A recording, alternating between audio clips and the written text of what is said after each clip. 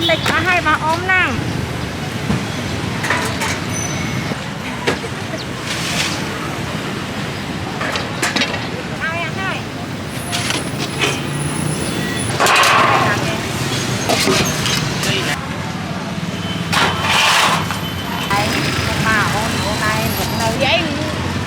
vậy lên một cái căn cho bên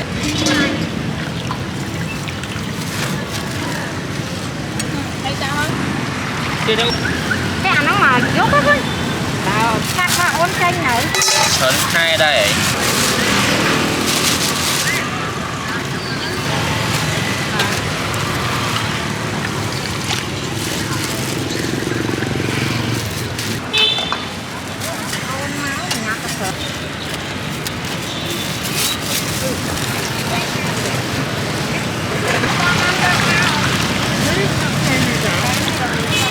đang xong rồi chẳng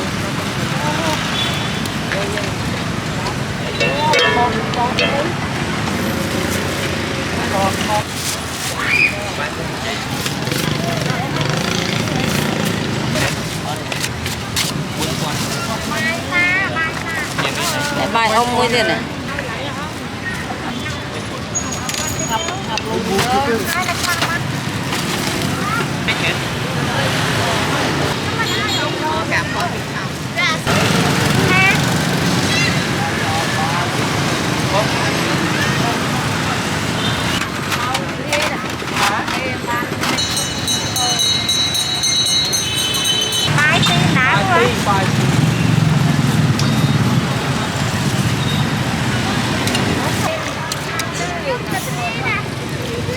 đây đây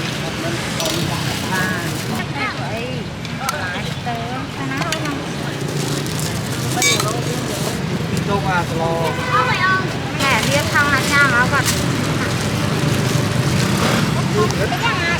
lấy này đậy quạt đấy đây cho là nè để mình ngồi hào được đừng không phải làm đây đi dây cồn thì lụa ban trong tàu đây mà từ đây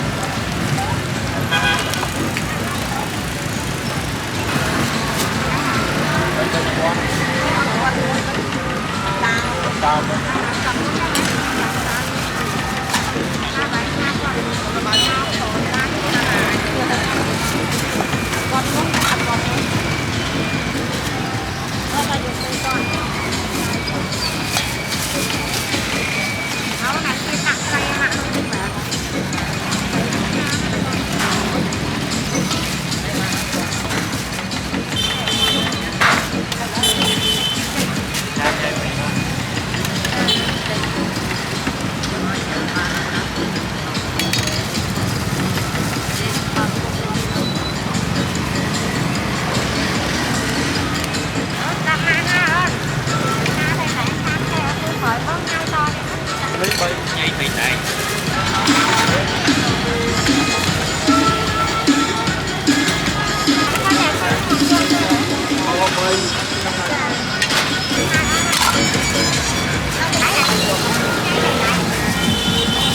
ra nè dây này này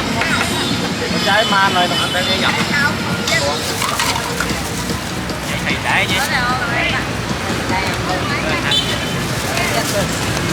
mà mình phải đây ăn đi thay thở nó có pi con mà nè Bây giờ lên